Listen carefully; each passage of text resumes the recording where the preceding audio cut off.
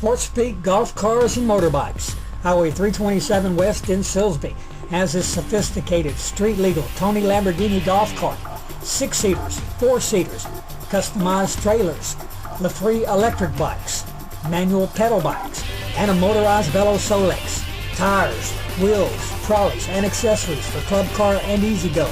SportsSpeak Golf Cars and Motorbikes, Highway 327 West in Silsbee.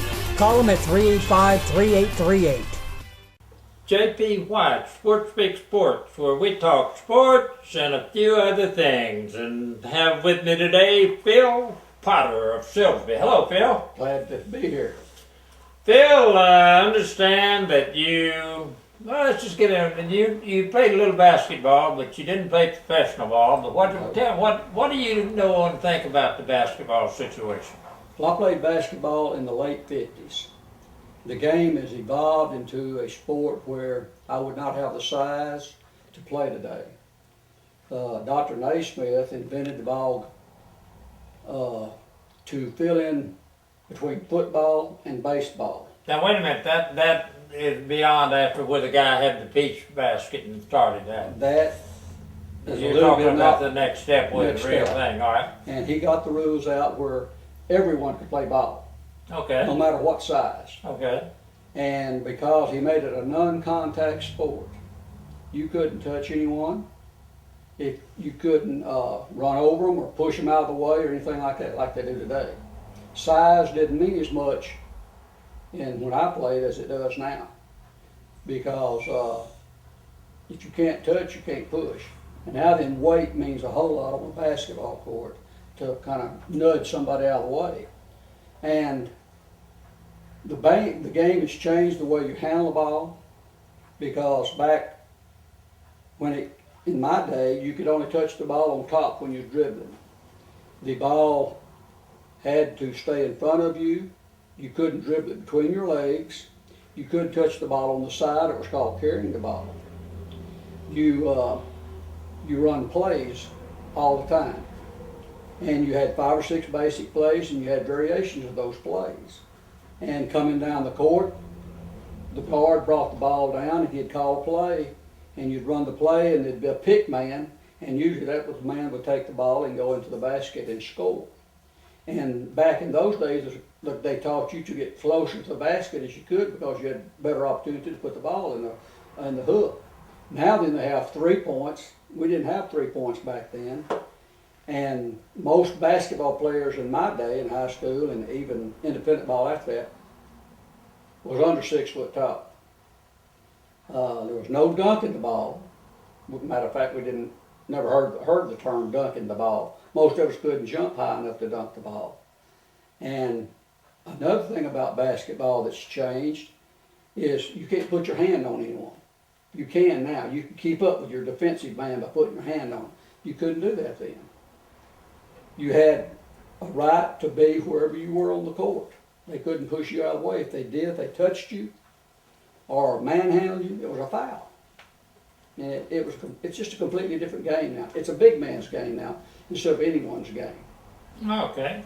All right. Well, and of course the girls, they played a little different too, didn't they? They played half court. How'd that work? I watched several of the girls' ball games, and it was unique in the point that when you grabbed the ball and you made maybe a fast break, you had to stop and pitch it off to your teammate on the other side of the half court line. And then you had, I guess the theory was that your best shooters would be on the guard end, you could shoot them. But, we didn't play that much. Boys never played half court, that type of deal, but girls did, and it was their deal, and I didn't get into that too much. Well, it was a little before the 50s when they quit doing that, mostly, wasn't it? No. Well, I went to school in Louisiana. They still did it in Louisiana. Now? No. Oh, then? No, they stopped it just a little after the 60s. Yeah. During the 60s, they stopped that half-court stuff. Okay.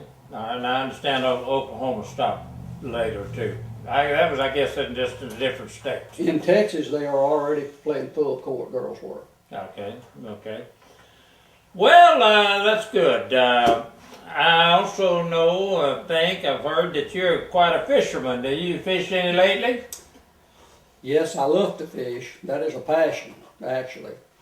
And just this past week, all my Potter boys, you might say, my brothers, my nephews, my son, my grandson, all went to Zapata and Fish Lake Falcon and had a big time, kind of like a family reunion, only we didn't carry any ladies with us. Zapata now, that's down Down the Rio Grande on the Mexican border.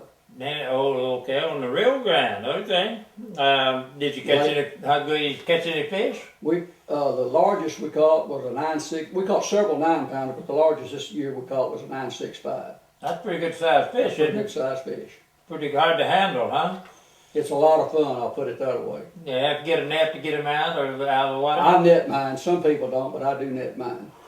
I got too old to bend over.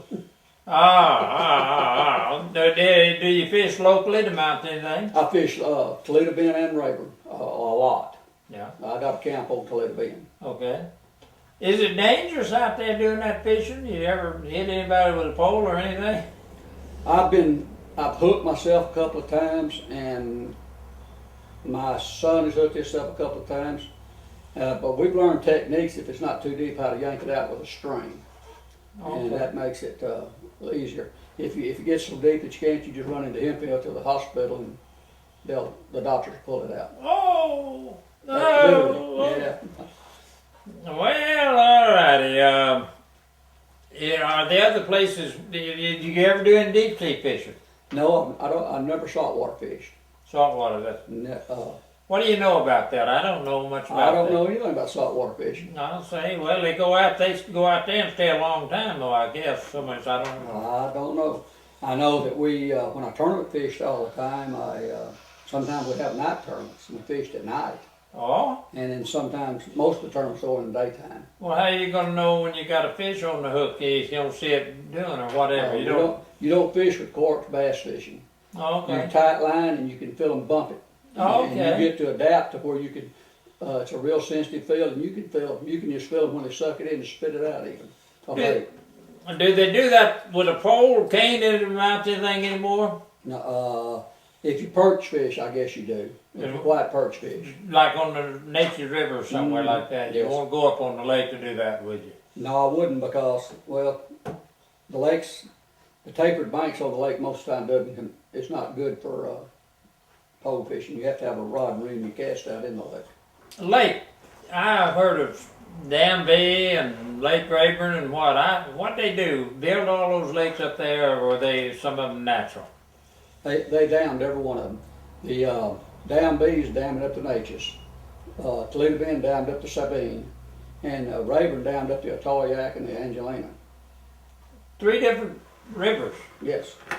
Well, they all up, I thought they were all up there pretty close together. They are close together.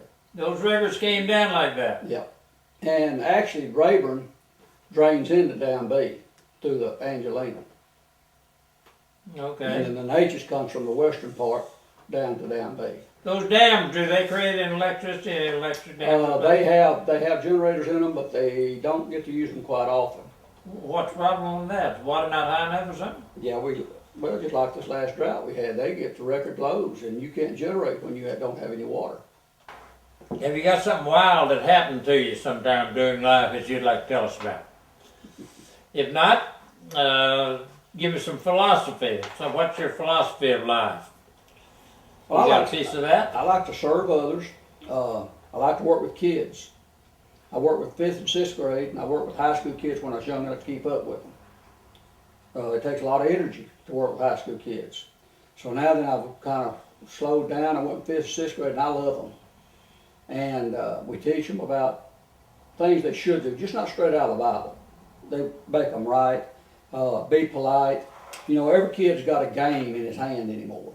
And his thumbs, they just work in the thumbs all the time. And we try to teach them that if someone's speaking, turn it off, put it in their pocket.